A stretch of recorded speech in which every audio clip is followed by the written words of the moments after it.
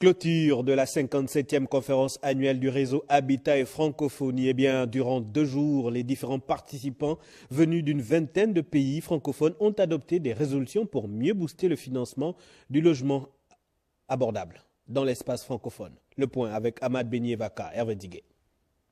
C'est sur des chapeaux de roue que la 57e conférence annuelle du réseau Habitat et Francophonie a connu son épilogue. Durant 2 jours, les participants ont échangé sur les défis de l'habitat en zone francophone, entendu que la question du logement nécessite, selon les experts, un véritable financement plus large et adapté aux réalités de terrain. L'ONU Habitat propose plusieurs mesures. La mise en place des politiques publiques et stratégies de logement en tirant des leçons des projets actuels et récemment achevés.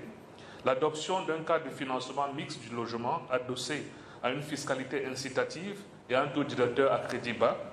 L'adoption et l'offre d'un plan de formation aux acteurs de la chaîne de l'industrie immobilière. Il s'agit donc d'intensifier le plaidoyer pour que des politiques publiques de financement soient élaborées dans les États. Des pistes d'action innovantes ont été identifiées au cours de ce rendez-vous intercontinental en vue de gommer le déficit du logement.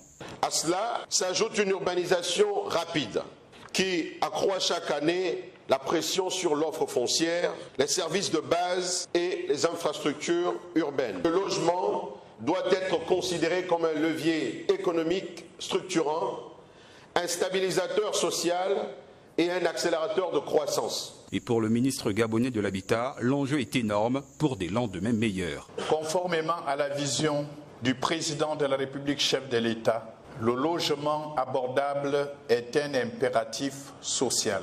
À ce titre, le gouvernement gabonais s'engage à tirer profit des conclusions de cette conférence pour renforcer sa stratégie nationale de l'habitat, notamment en faveur du plus grand nombre. Après la signature du protocole d'accord portant élargissement à l'Afrique centrale des promoteurs immobiliers de l'Afrique de l'Ouest pour une mutualisation de compétences, les délégations ont effectué une visite des différents sites aménagés par la SNI dans le Grand Libreville.